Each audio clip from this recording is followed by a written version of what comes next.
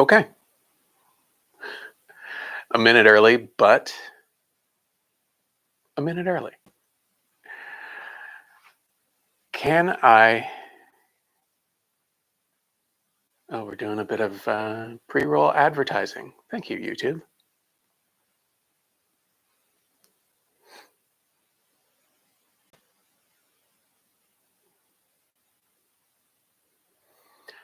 Okay. I figure I'll give it a few minutes and we'll wait for the stragglers to arrive. Let me know in the chat if the audio is all right. It's always such a guess. YouTube, unfortunately, doesn't have quite the robust tools for streaming that you'd hope they would, because there's no way to test whether or not the audio is working. Okay, perfect. Excellent. Finally getting the hang of it only took me 4 years. Better late than never, I suppose. Um, so today it's a new setup here in the shop as far as the camera goes. So if you see me kind of looking at a bunch of different things, it's just because I'm trying to keep track of what's going on in the chat and making sure that the video feed and audio is going well. So bear with me on that stuff. And I'm still not really caffeinated. So you're getting the kind of not so fully awake version of myself.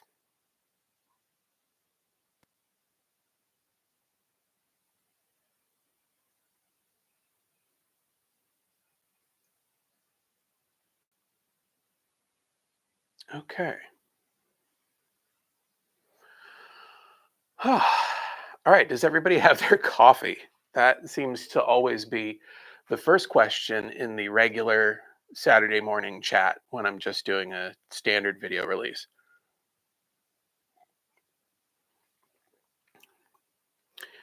Yeah, Ray, I mean, I'm working at it. I'm only about halfway through my first cup. Granted, it's a big cup. I mean, you know, um, but yeah, it's slow to kick in this morning for some reason. Oh, hey, Ken from Bamboo Lab is here. A big shout out to Ken. He sent me the X1 carbon printer last year, and if you are in the market for a 3D printer, I would absolutely check out all of the stuff that Bamboo Lab is doing. It's I know I do a lot of 3D printing and stuff, and some people have feelings about it, and that's fine. But as far as 3D printing goes, I feel like Bamboo Lab has really cracked the code on making it super accessible and creating um, an easy pathway to success with 3D printing that really wasn't quite so possible 2 or 3 years ago. So, congrats to Bamboo Lab. And I look forward to whatever they bring out in the future, because they are always doing something new and interesting. And as somebody who does a lot of 3D printing, it's exciting to see the technology just improve at such a quick rate that it is right now.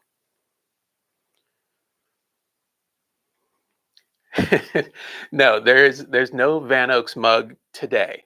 I do have one that was gifted to me that I love. Um, and I actually offer them in my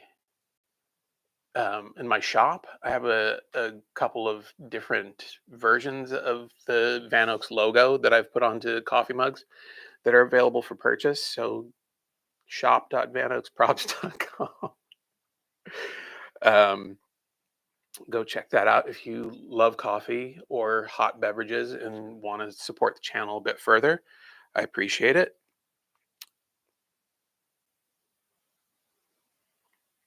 Let's see. If I had the space for a Millennium Falcon bench, I would absolutely accept that gift. Um, but I don't have anywhere to put it yet. So maybe someday.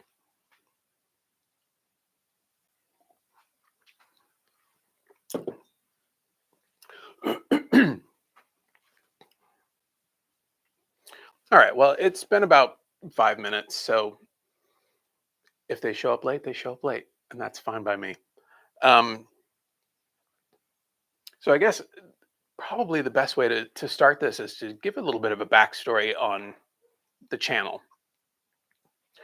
I'd mentioned in chat a little bit earlier that my channel is actually somewhere around 10 years old. And I posted the occasional video,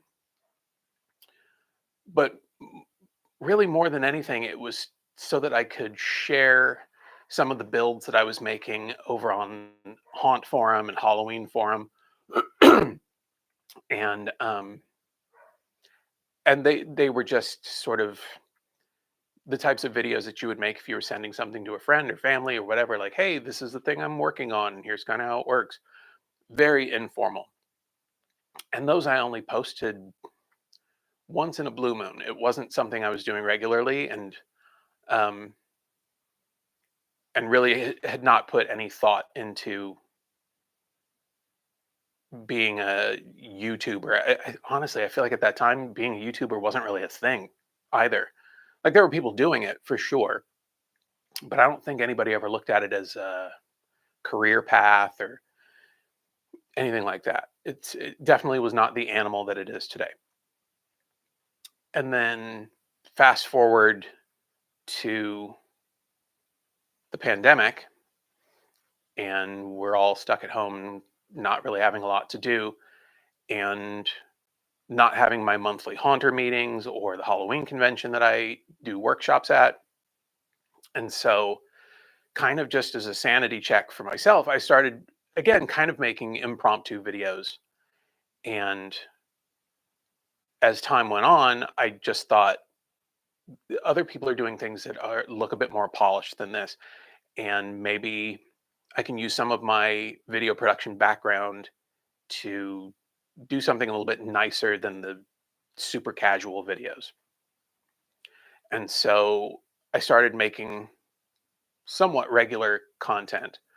Um, and I think I really should have had this written down somewhere.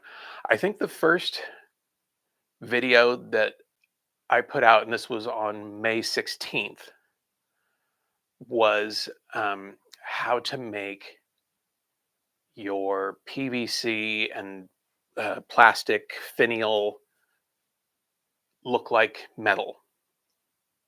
And it was kind of like a two-part spray painty kind of thing. And I think that video got some pretty decent traction for the time. I didn't really have a lot of subscribers back then either.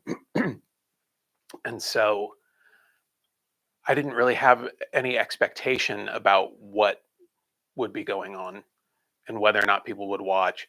I just thought it's something interesting to do with my time. And then I think that video kind of got some legs behind it. And which at that time would have been, the video got 50 views or something like that. And and it was enough validation for me to make another video, and then another and another. And then here we are 4 years later, where the projects have gotten bigger, the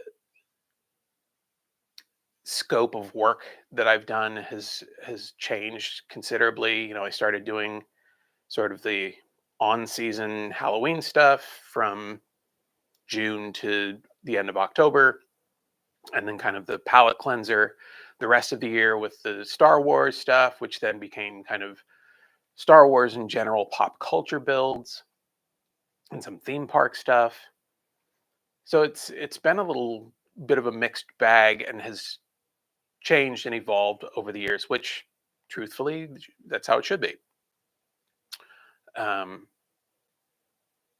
what I didn't expect was everybody evolving with me. You never know when you do stuff like this whether or not people will be interested. And even 4 years in, every week is a little bit of like a will people like this kind of anxiety. And to know that you guys like keep showing up for me every weekend has been really rewarding. I do this stuff because I'm interested in sharing the things that I know with people who are also interested in getting better at their hobbies, and to know that the videos that I'm putting together every week mean something to people, that they find value in them, has has always been really great, and feels like my way of kind of giving back to the community, when the community, as I was learning and getting into being a haunter and getting into being a prop maker of any kind, like, the community really gave to me. And so this is my way to kind of give back in the same way, just at a regular frequency, I guess.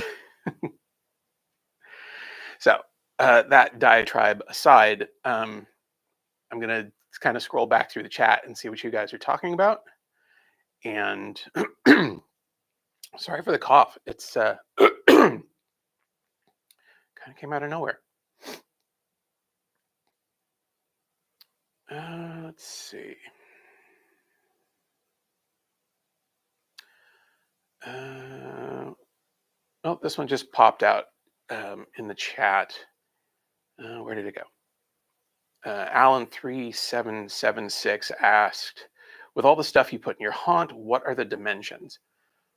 Somewhere I have this written down, and I'm fairly certain that every time I talk about it, I've got it wrong. But I want to say it's probably 2.5 to 3 car lengths wide by 1 car length deep. So, maybe 30 feet wide by 10 or 12 feet deep. It's not a particularly big yard, which also explains why I can't just keep adding stuff. It gets really crowded very quickly because of um, how shallow the space is, and it may just be something that Mrs. Van Oaks and I feel when we start putting too much, or things get clustered too closely together. So, there's only a certain number of things that we can put in the display before it really starts to feel crowded and not really look right. I guess the other thing too, for me, as someone who enjoys going to cemeteries, what makes it work is you have to have some part of it has to be believable, in the way that, like, you wouldn't have two tombstones placed, like one in front of the other, that would be closer than 6 feet or 8 feet, right? Because you have to have space for each of the caskets. Um, we kind of cheat that a bit because of the space, but there's just like weird inconsequential things, like I do, uh, that kind of keep us to limit the number of things that we put in the space. So that's kind of uh, where we plan around. Let's see.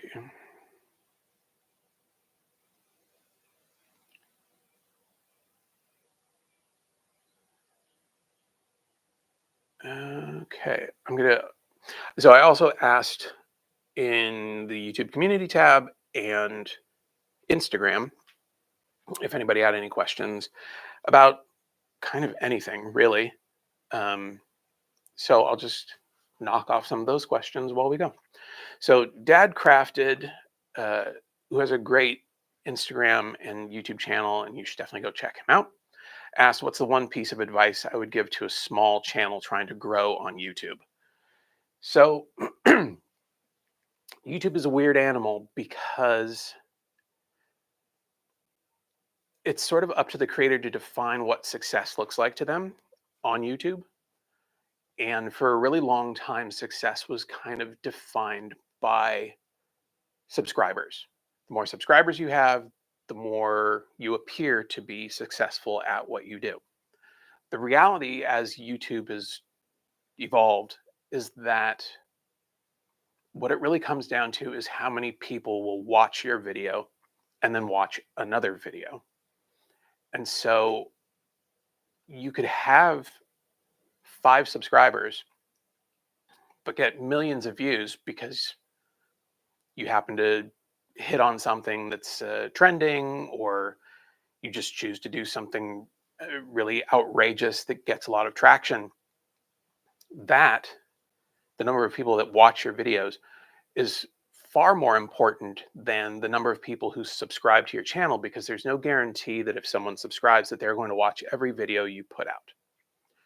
Um, and I believe I was talking with my buddy Brian from the Smuggler's Room recently, and he was telling me that the stat for average channel success on YouTube is that you get somewhere between 3 and 7% of your subscribers to tune in for every video. So, even channels that have a million viewers aren't going to get a million views. All of that said, uh, you have to make the videos that are interesting to you. People can tell when you're being inauthentic. And if you're not into what you're doing, they will know, and they will tune out and probably not return to watch more videos. Um, I think the other thing to remember is to be consistent. YouTube likes knowing that they can sell advertising around regular programming. So if they learn from your history on YouTube that you are going to put out a video every Saturday at 9 a.m. plug, um, they know that they can guarantee to sell an ad around that video. Not to say that they need it, but they like it. And so by keeping a regular schedule, A, you make the YouTube gods happy, but B, you start to develop a community around the videos that you put out. Case in point, every Saturday morning, I know that even though my video releases at 9 a.m., I can hop into chat between 8 and 8:30, and all of my regular friends are there so that we can kind of catch up and talk about, what we've gotten into in the past week, plans for the weekend, anything and everything. We're talking about coffee selections and what people are baking, or whether or not Mrs. Van Oaks is baking this weekend, which she is not because she's been baking all week. So there's no shortage of treats in the house right now. She's been recipe testing. And if I look bigger in future videos, it's because of that, because I have no self control. But so it's an opportunity to build a community around the stuff that you enjoy doing, and when you do that, I think people recognize it and they want to be a part of it. And so yeah, you kind of have to go grassroots with it if you want to see regular consistent growth from a community that will support your endeavors. um, you know when I started this channel, my intention was to just make videos showing techniques, and that the application would be left up to the viewer. And over time, that's kind of changed.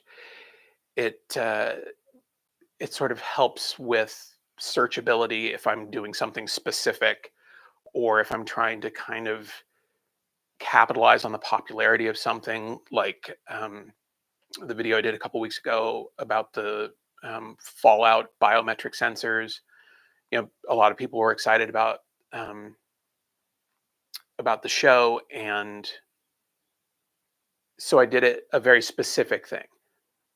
But the community, whether they're into um, any of that, they still watch the videos because they know that there is something to be learned, whether it's, a painting method or a finishing technique or something like that, that they may have a project that they're excited about that can use that information. And so the actual prop that's being built is unimportant. And I think if you aren't able to kind of get your community excited about the work you do, it can be a little bit more challenging, because you really are sort of kind of putting all of your chips in, hoping that the way that you've titled your video or the thumbnail image that you're using is sexy enough to get people to click on it, even though they may be unfamiliar with your channel. So it's a balance. I think the other thing that's really important to know about YouTube as well, as someone who's been making YouTube videos for 4 years now, and that this is my job. Like, I clock in for this every week to make videos. Uh, YouTube is not the moneymaker that it used to be. And so if you want to have any level of success, or you enjoy making videos and want to be able to make a living doing it, you have to diversify everything else. So you can do YouTube, but you need to be an affiliate for Amazon, for Commission Junction, for, like, there's hundreds of different affiliate programs where, if somebody clicks on a link from a video, you will get a portion of that sale. And what's great about it is it's free to the end user. Like, it doesn't cost you guys anything, but we get a little bit of a kickback, and that starts to add up over time. You could have a shop on your website where you sell t-shirts or stickers, or whatever it is that you're interested in. So you kind of have to think about it in that way. You could also do like I do, which I don't know if a lot of people know this per se, but like, I am a gun for hire. I work on side projects. I do commission work. I also sell a lot of the props that I make for the videos. So, like, if you see something in any of the videos that I've done and you like it and want to own it, send me a message. I'd be happy to sell it to you. um, and also, if you have something that you want built, I'm your guy. So you kind of have to keep a bunch of different plates spinning, and it's the cumulative effect of all of these things that kind of makes this operation work. Um, Doing YouTube alone is not enough to really be a job. A hobby, sure. It's when I talk about it, I kind of say, like, YouTube is the loss leader. It's the, like, cheap bottle of soda that they sell at the market that gets you in to buy the porterhouse steak for, $50 or whatever it is. um, so you have to think in that way, um, if you were thinking about doing this as a job. Okay. Yes, you absolutely have to support Mrs. Van Oaks. She is an amazing baker and cook, who, I think, if our circumstances were different, would start her own bakery tomorrow. She's that good. And, thankfully, I am the benefactor of all of the weird ideas that she has about baked goods and things of that nature. So, um, maybe in the future, during the pandemic, when no one was working, she actually ran a bakery out of our house, which was interesting. We got to, like, meet a bunch of people at a distance, and always interesting to see people go, like, I want to buy this thing, kind of from a stranger, and then to hear back from them to tell her how good they thought it was and they'd like to order more or whatever. That was super cool to see. Um, let's see.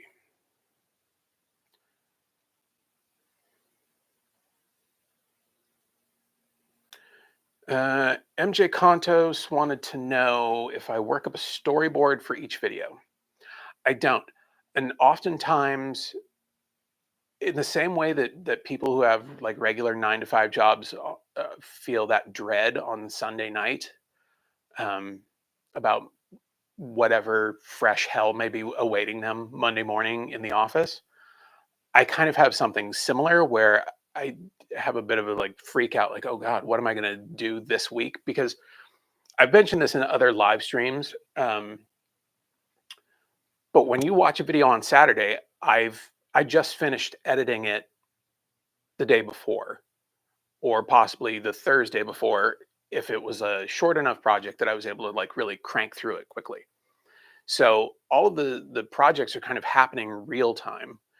This week, because I'm doing a live stream for the anniversary of my channel, I was able to film a video for next week, which will then give me a 1 week um, video to keep in the bank should we need to travel for some reason, or the Midsummer Scream Halloween convention's coming up in a couple months, and that takes up a bunch of time preparing for that. So to like have that extra video available to just kind of throw out there when I need it. Um, wow, I just lost my train of thought. Time for more coffee. Storyboarding. That's what it was. So yes, there's absolutely no storyboarding going on. It's kind of Monday morning. I get up early, um, and and I just sort of sit on the couch with a cup of coffee and kind of think like, what would I make that might be interesting, or what technique can I share this week with some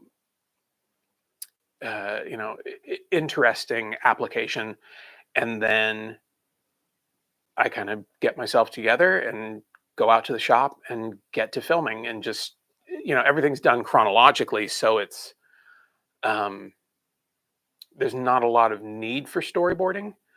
I I think the most important thing for any of these types of videos, because they're how tos, and I'm not trying to be a YouTube personality. I don't have to think about being charismatic on camera or having high energy, which is something that I don't have naturally. I'm super low key, very mellow. Um, and it basically just means that I can like set up the camera and work. Um, and the only thing that's really going through my head is this going well? Is the camera picking everything up? Should I change the location of the camera to keep it interesting for you guys? Outside of that, I don't really think about anything else.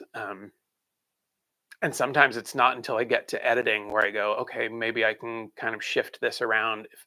If sometimes I may do things out of order because I'm waiting for something to dry, or waiting for materials to show up, which happens more often than I'd like. Um, I may film out of order, but generally speaking, there's no storyboarding and no real thought in that way being put into the videos.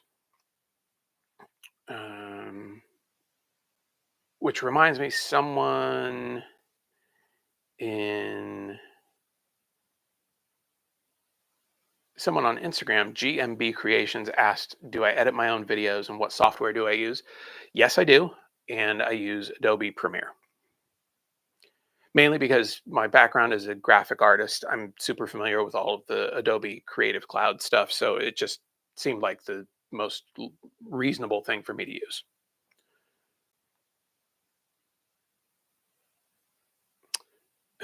Susan Owen in the chat wants to know if there's any ETA on when Neil Patrick Harris is going to install his door.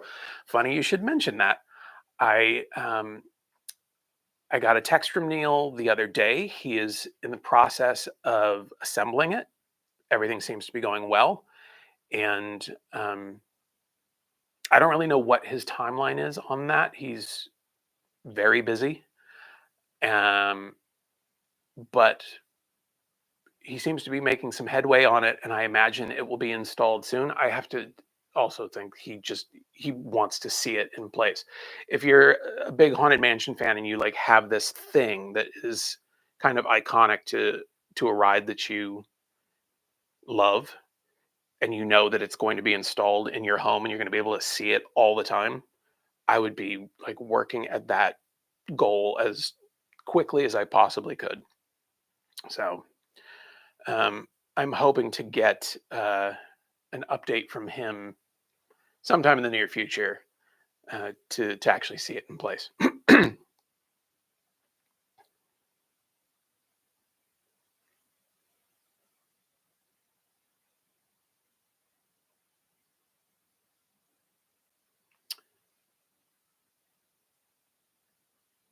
Let's see. Any suggestions for a starter camera or other equipment to use to make decent videos? This may be a surprise to most people. The last 4 years of videos, up until just recently, have all been shot, for the most part, with the exception of when I'm on camera like this, with my iPhone. It's if you don't want to have to think about making sure that your exposure is right and that all of the settings are the way that they should be, or if you start early in the morning before the sun is really up and then the sun starts to come out, or you have like weird patchy weather, all that sort of stuff.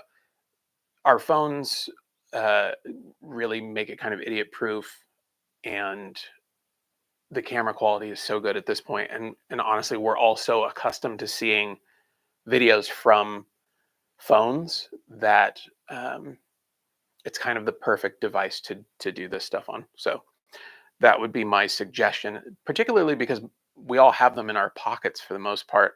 So there's no point in spending more money um, unless you absolutely need a dedicated camera because you use your phone for other things.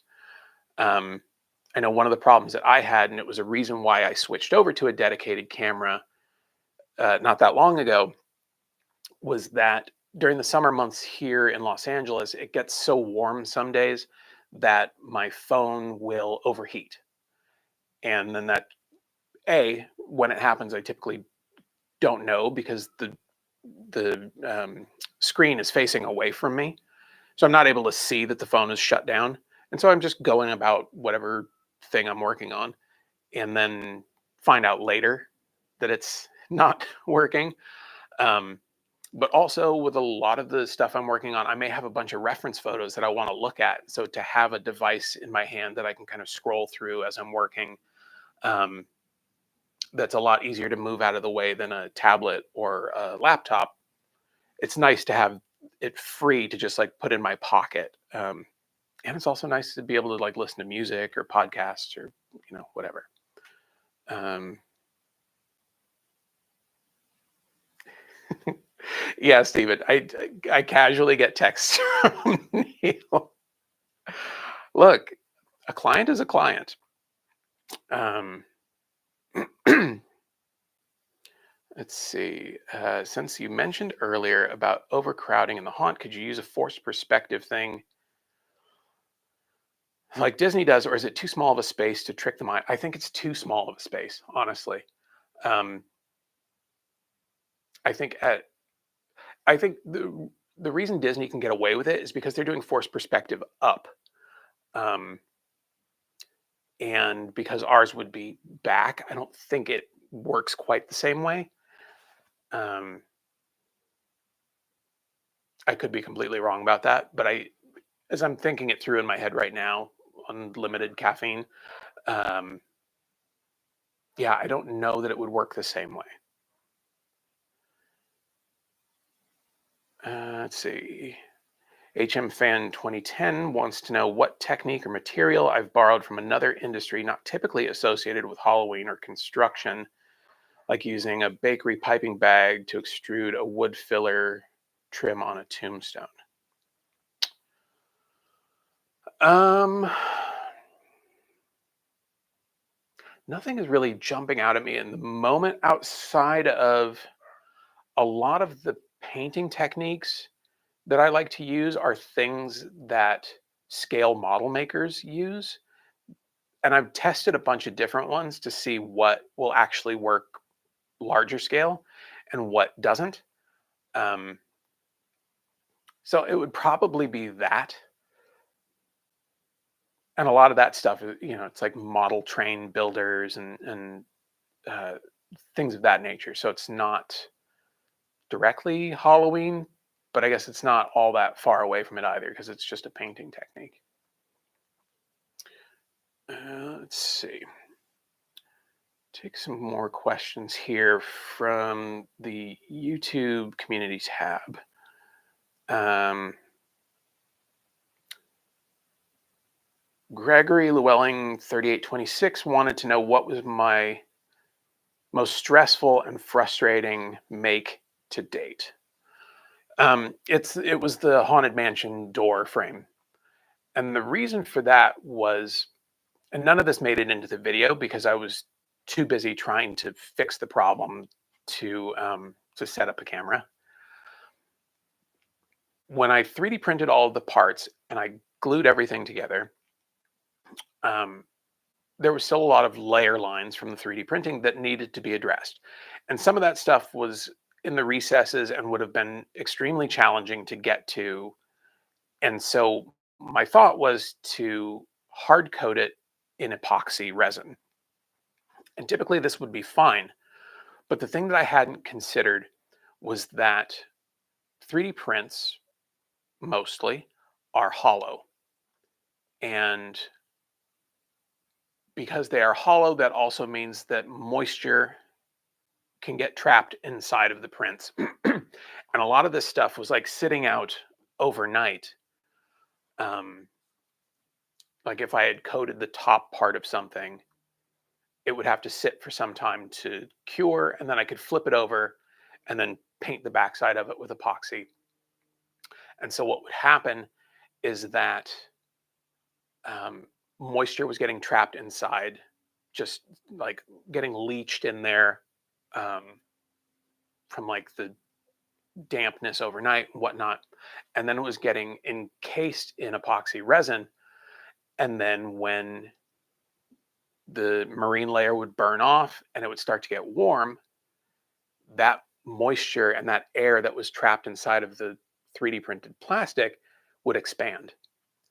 And so the plastic was weakened um, by the heat, and the air was expanding. And a lot of the parts, mainly the two big vertical pieces on the sides of the door, um, they ballooned out and got misshapen. And what I realized was that I was trapping air and moisture inside of these prints by completely encasing them in solid epoxy. So a bunch of the parts had to be cut out. And of course, it wasn't like the end of a section or the top of a section, it was like the middle pieces. So a bunch of stuff that didn't make the final cut of the video, I ended up having to like remove parts from the build and then print new ones to replace it and then go through the whole process again. Thankfully, um, I was able to pick up on what the issue was and then went back and drilled holes where they wouldn't be seen into the 3D print so that I still could coat it in epoxy so that it would be durable, but that I wouldn't have to deal with this expansion problem. So that was the first part that was difficult. The second part that was difficult was shipping it from Los Angeles to New York, um, which I didn't think was going to be a hard thing to do, considering there's so many different ways to ship things. The problem was the scale of it was such that a lot of places just didn't want to deal with it or didn't offer that the type of shipping that I was trying to do at a price that I thought was reasonable. So that took some time, and thankfully, you know, Neil wasn't in a huge hurry to get it, um, and was extremely understanding about the difficulties that I was facing in trying to get it to him. So that was probably the most challenging. Let's see. Cafe Mocha 50161 is 3 questions. Where do I manage to store my awesome creations? Um, there's all sorts of shelving and stuff up above me here in the shop that holds a lot of things. And then just off the side of the camera here are the 2 big brick pillars that we have out in front of our haunt. And on the opposite side, there's some more shelving up top that holds all of our tombstones. The rest of the stuff is in bins down here to my right or up in the rafters here on the left. Have I ever considered selling the occasional project? Yes. Um, or for profit or for charity fundraising? Yes, and yes. Um, so just recently, a viewer purchased the Thurl Ravenscroft uh, projection bust that I made a few months back, which I was sad to see go, but also when you know that somebody's going to enjoy it, and for me, that would adding that to our haunt would mean that something has to go, and I just didn't want to think about it. Was pretty cool. Hopefully they will send me photos when they get it installed. Um, as for charity stuff, a couple months back, in partnership with um, Imperial Surface, we did a charity drawing. I had Sam, the owner, had gotten his hands on this really big igloo cooler, and he asked me to make it look super Star Warsy. And there's a video about it, but that went up for auction um, just a few months ago. And actually, uh, I think I don't know if he's still in the chat. The winner is actually in the chat today. And then as far as other charity fundraising, I recently, let me reach into my pocket here, made these patches. They're iron-on patches. They're from they're from a decal that's on one of the spires or the turrets outside of Rise of the Resistance in Galaxy's Edge. Um, I made these patches with droid performer Chris Bartlett, who has played like C3PO and RA7 and like pretty much any droid that you've seen in any of the more recent Star Wars television shows. He and I partnered up to do these patches, and they support Magic Wheelchair, which is an awesome foundation to help kids with special needs to participate in cosplay. And so they basically like the funding goes to finding builders who will donate their time to make cosplay that works with kids who are in wheelchairs or have other special needs. And so that's another kind of fundraising type thing that I'm doing for a charity. So if you are interested in that patch, they are in my Etsy shop, um, vanoaksprops.etsy.com, or you can comment on this video, and I can put a link to it in the video description, let you know when it is there if you are interested in purchasing one. And yeah, it supports a great cause. Let's see.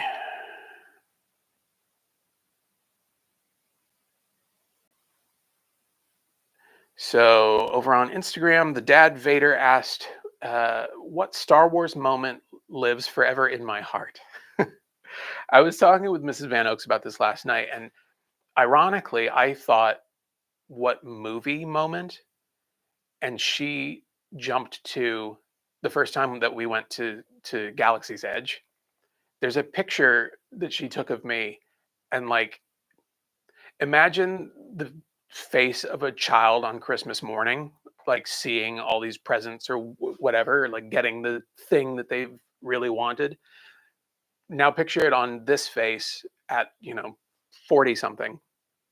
I could not have been more excited about getting to Galaxy's Edge and seeing the Millennium Falcon in person. It was like, I'm such a nerd. You guys know this. Um, that to me is, and still, like anytime we happen to go to Disneyland and we can get over to Galaxy's Edge, it never stops feeling super magical. So, um, so that is probably the Star Wars moment that lives in my heart. Um, Patrick McCormick, speaking of things that I need to do right at this moment, what's your caffeine routine on a work day? um, it's I we drink counterculture coffee in this house. My favorite blend is called Big Trouble, um, and uh, and I drink it with creamer. It's it is my favorite. I love coffee in general. Um, this is like a great daily. coffee drinker, and I just do drip coffee. I'm not at 6 a.m. Nobody's got time for pour over or um, any kind of fancy preparation. It's I got to do what's easy and can get the coffee circulating as quickly as possible. Let's see. It's an interesting one. Hawk Worley wants to know, how do you deal with projects that require a tool that you don't have the footprint for? Uh, Usually, if it's something that I can't figure out another way to go about doing, I will just look to see if there's a vendor in the area that, or somebody that has a shop that does the kind of work that I'm looking to do, and we'll just subcontract it out. It's not ideal, um, but like prior to having a laser cutter, or even if I need to do a larger laser cutter piece, like when I was working on the Haunted Mansion door, the sort of metal transom face detail was too big for my laser. And thankfully, the shop that I use to buy acrylic for the laser cutter has some like industrial size machines. And so they were able to cut it for me. But typically that would be my go-to. Also, it's just good to like know other people in your community that share the same interest as you. Um, knowing other people who are into 3D printing has been super helpful for me if I have like a project where the turnaround is really fast and I need to print on more printers than I have access to, or if something breaks, I can say, "Hey, can I send you this file or whatnot?" And you know, it's rarely a bad thing to get to know people that enjoy the hobbies that you enjoy. Um, so I would say, kind of those. That would be my two-pronged approach to anything where I didn't have the space for it. But also, as someone who's been sent different tools over time, sometimes, you use them for a bit and you kind of make do with um, how much of an inconvenience it is to have to deal with something of that scale. I know when I had the CNC machine, I loved the idea of it, and the tool itself was awesome when I was using it, but I didn't have uh, good reason to use it frequently. And so it just became sort of a thing that I had on a rolling cart that would need to get pushed out of the way in order for me to get access to other things. And so I had it for a time, and then now it lives with someone else who is enjoying using it, and they seem to be using it more than I did, which is awesome. Let's pop back over to the chat, see what we got going on here.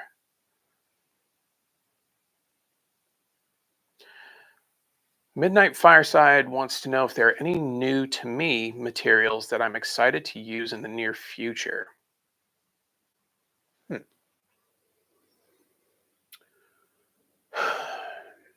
I I don't know. I think there's always something that there's so many different ways to go about building things. Somebody commented on a video the other day that they thought the 3D printing was cheating. Um, you know, y- with that logic, you could also say that using a powered tool is cheating. Um, but that said, there's always like 10 different ways you could go about doing anything. And oftentimes, if I'm 3D printing something, it's because I'm busy working on something else. And it's just a better use of my time to, have a machine be doing it. Especially if I've like taken the time to do the 3D model or whatever. So there's like, there's some work going into it, but I digress. Um, there's stuff like Warbla and Sintra, which I know in the cosplay community gets used a lot. I've never had a reason to use it, but I'm kind of fascinated by um, those things and how I might find a use for it. But there's never been a time where I've thought like I've got time to play around with this and get a sense of what it's capable of or what its shortcomings may be, and had a budget to just blow on trying to figure out something. Um, so I'd say, some of that stuff. I really want to get away from using um, filler primer in a spray can, just because it's not really ideal. A lot of times, what happens in, like, prop maker community, like, there's a lot of stuff that we do that is a stopgap measure because time is an issue, or something like that. And so filler primer in a can, it gets the job done, but it's not the best material for the job. And so I really, especially as California really starts to lock down on aerosol products, um, I want to spend a bit more time getting familiar with like 2K auto body primers and 2K clear coat, because both of those things, um, as far as like doing armor and helmets and stuff like that, are very useful, and they just work in a way that is more in line with what you would actually need for like the longevity of a piece. Filler primer is fine uh, in a spray, but it's not really like designed to fill in these massive gaps. Auto body primer, on the other hand, it is kind of more geared towards that, but it's also a chemical reaction that's happening because it's a two-part product. And so it's catalyzed, which means that it's going to like bite into your material better, but also that it will get harder, which is good for durability on stuff like armor, if you were doing like a Boba Fett costume or something like that. So I'd say those are probably the things that I'm interested in that are probably more likely to come into play. Like, I have some of those things on hand right now. I just haven't had the time or the right project to tinker with them to get a feel for it. But maybe in the future. Let's see. Um, so my sister is in the chat today, and she wants to know, how do I handle having an awesome sister? So first things first, it was my sister's birthday on the 15th. So everyone in the chat, please join me in wishing my sister a happy birthday. She is awesome. She's the best big sister you could ask for. And I wish I got to see her more often, but she lives in Utah. I live here. Holidays seem to be the time, but she's great, and I love her a lot. My parents are also in the chat, and I love them too, and I wish I got to see them more often. Um,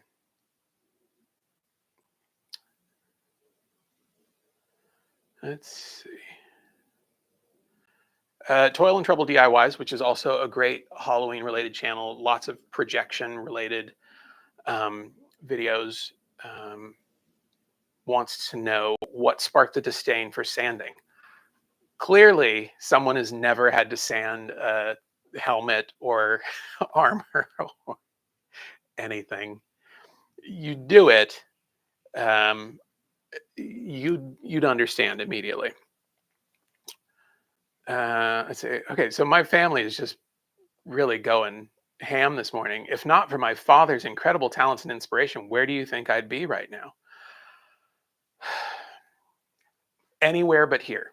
Literally anywhere but here. Um, let's see. What else do we have here?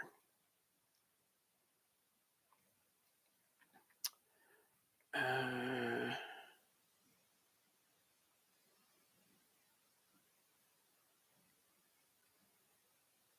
Morbid Mansion over on Instagram wanted to know, do I think I'll ever try animatronics?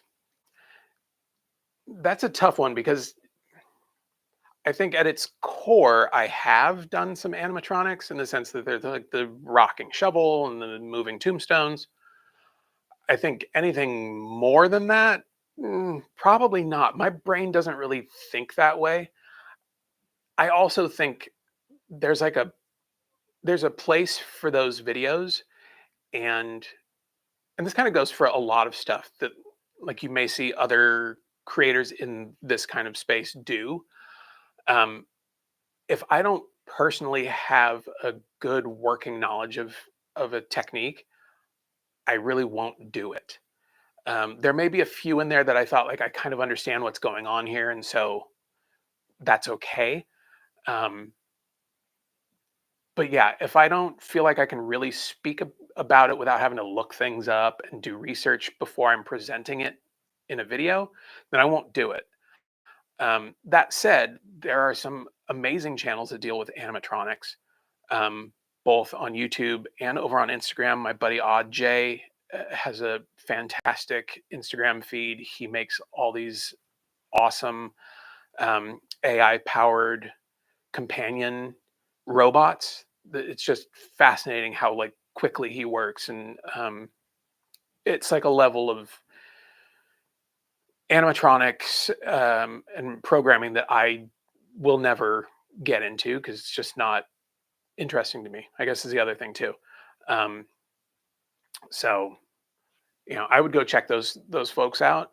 Um, but yeah, so there's some basics that I do, but nothing crazy. HLR Fourth wants to know how's the Arduino learning progress. Um, so I can't even remember when it was.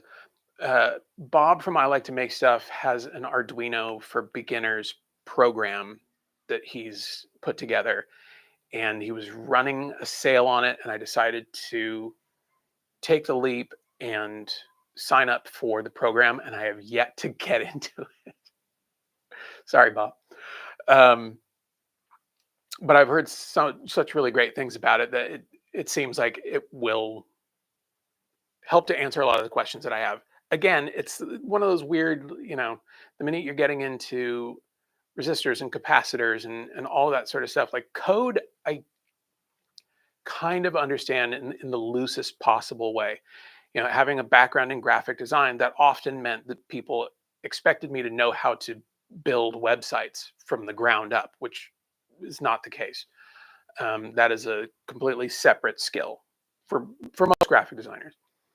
But that said, I worked at some startups where we just didn't have the people to do those jobs. And so I kind of taught myself a little bit.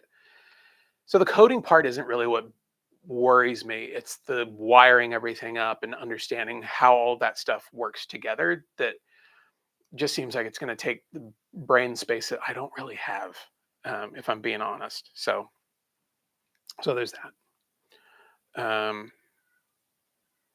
A Magic Production wants to know how we can get in touch with you to make a custom prop. The easiest way, go to my website, vanoaksprops.com. There's a email address there, or you can go to the About page here on YouTube for my channel.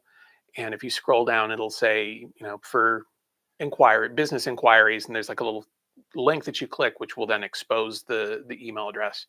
Um, and you can reach out to me there. Stephen Carr, yes, I ever since I changed the music on the video, the Target collab it's gone cold. For people that don't know, when I started making videos initially, I was using the same piece of music, and then a few years later, Target licensed it to be used on some Halloween themed dustables, for for a better word. And so I started getting videos from people being like, I was at Target, and then all of a sudden I started to hear your intro music. Um, it was fun while it lasted. Let's see. Canovanus78 asked if there's any building method you just refuse to use.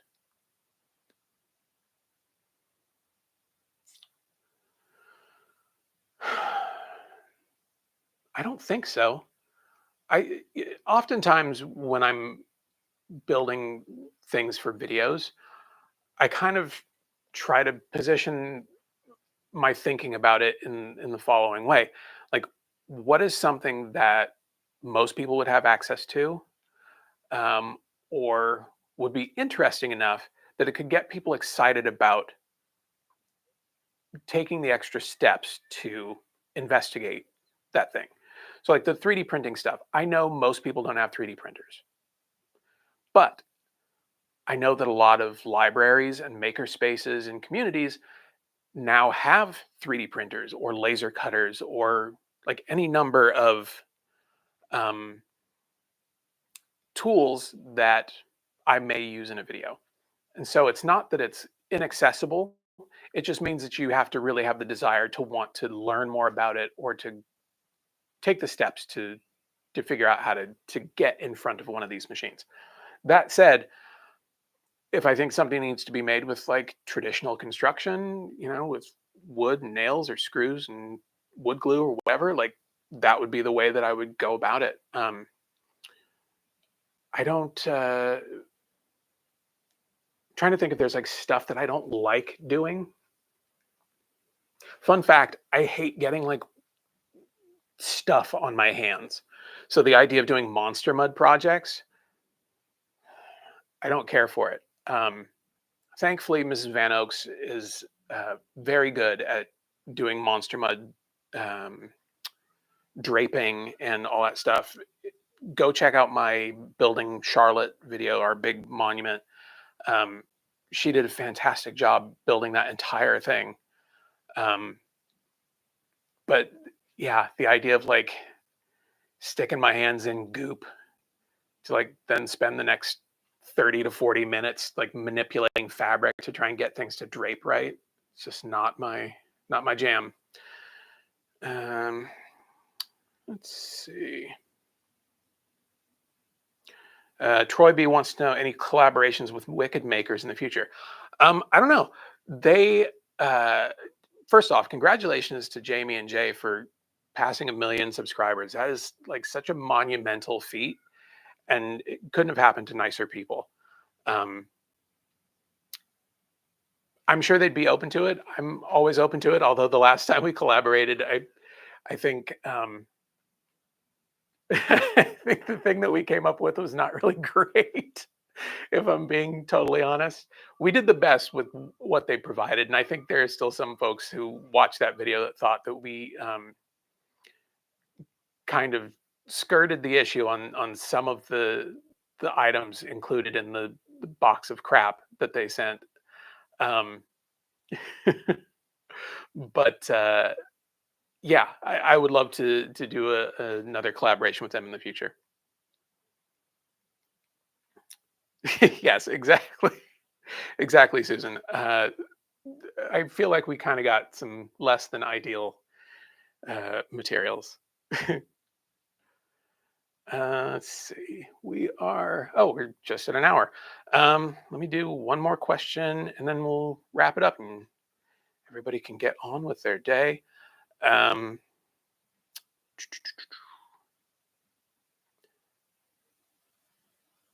um, let's see.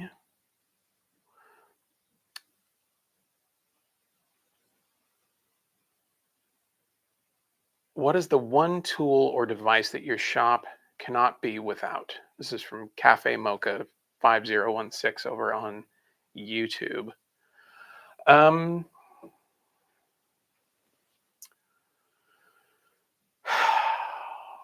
Probably paint brushes. I think right now. I've been doing a bunch of things recently that have required me to spend more time with paintbrushes than I normally do, so it's kind of top of mind. Um, and it used to be chip brushes because they were really great, particularly for dealing with dry lock when I was working on tombstones and monuments like Halloween stuff. Um, but recently, and I don't, no, I don't have any on hand. Um, so there are these really small, like 1 inch nylon bristle brushes that um, the company that makes the resin that I use for my 3D printers used to include with every bottle of resin, um, which I think the intention was to like clean off the top of the bottle before you put the cap back on. Um, but I found that they're great for doing weathering with oil paints. And I really like using them. And they're easy to clean, but they're also disposable. So, you use them a couple of times and then you chuck them and you don't feel bad about it. In difference to like nicer paintbrushes where you pay a lot of money for it and they're great for what they do. But if you get distracted by something or you set it down outside and forget that it's there and whatever paint you're using like hardens in the brush and then it just becomes like a nightmare to get it back into shape and you feel bad about basically destroying a paintbrush that you paid a lot of money for. So these little disposable nylon brushes are a new favorite, and I feel like I kind of been using a lot of them lately. I mean, so much so that I don't have any left. They're usually right here behind me on the wall. But outside of that, I really do enjoy the laser cutter. I know um, it's not something that everyone would have the space for or the budget for. I mean, I don't have the budget for it. If Glowforge hadn't sent it to me, we wouldn't be having this conversation. Um, but for somebody that makes the kind of things that I like making, it's been a great tool to have. And I think it's just allowed me to create a lot of stuff. Again, this is like you're looking for economies in your workflow. So if it's a 3D printer, or it's a laser cutter, or it's whatever, if it's a sewing machine, if it's a or it's a jigsaw, like all of these things are designed to help speed the process up to get to that finished product. Um, and I think that's one of those tools that if you were really interested in doing the types of projects that I've done with it, or you like making signs for people and stuff like that. I know a lot of people swear by laser cutters for like fun side business stuff for craft fairs and whatever's, but it is kind of it's a cool tool to have. I can't lie about it. I really do enjoy using it. So um, I would say those are probably the two things, like one small thing and one larger thing that I kind of can't live without at this point. Let's see. Top 10 must have haunters video would be.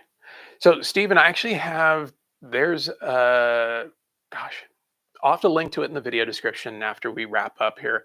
There's a video I did last year sometime, I think, that was like a top 5 tools, like maker tools. Um, that, as far as I'm concerned, like haunters are makers. Like all the tools that I mentioned in there, I think would apply to most haunters. So that could be worth checking out. Um, is Mrs. Van Oaks going to join more? She would love to be in as many videos as possible. Unfortunately, the work that she does takes up a lot of her time. She's like in meetings all the time, um, and uh, and even though she works remote here at the house, when she's taking a break, she needs to take a break. So unless all 70 something thousand of my subscribers want to become patrons, it may be some time before Mrs. Van Oaks can be in as many videos as she and I would like.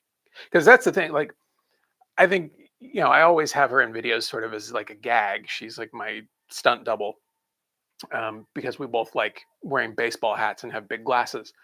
Um, but she's terribly talented, not just with the baking stuff, but like she went to art school. She's a great painter. She understands like form and color and really like I think what you guys don't realize is like if I hit a roadblock, that's the first person that I'm asking about, like, what is wrong with this thing? And she has such a keen eye for this stuff that, she could look at something and go, well, if you added this or that, it would have this effect. Or, if you change the shape of this thing, it would be closer to what you're shooting for. She is very good at like making very quick determinations about um, what is wrong with something, or I mean, not wrong, but like what would make something better. Um, so being able to work on videos with her would be awesome. Um, but one of us has to have a dependable job so that the other one of us could have this job. So you know, if you want to thank anybody for these videos, thank her. Let's see, where are we at? Ooh, hour 10. Okay. Unless anybody has any last minute questions in the chat, I think here's probably a good spot for us to wrap this one up for the 4-year YouTube-versary, which is like, it's so weird to say that too. A, because it doesn't seem like it's been that long, but B, because it's been that long. It's like, wow. Um, and to know that I've more or less, I think there's only a few weeks where I didn't make videos, and it was because of like rain or the holidays. I think it's like the two reasons why I wouldn't make videos, because I don't think I've been under the weather at any point um, in the last 4 years. Um, yeah, I think it's been like rain has caused videos not to be made. Um, Maybe materials not arriving on time uh, to be able to finish a project, or yeah, or holidays. So that's it's interesting. I mean, somebody in the chat, do the math for me. How many weeks have there been in the last 4 years?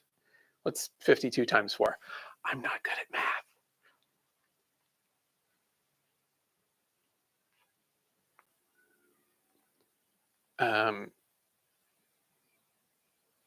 Do we get an answer in the chat here?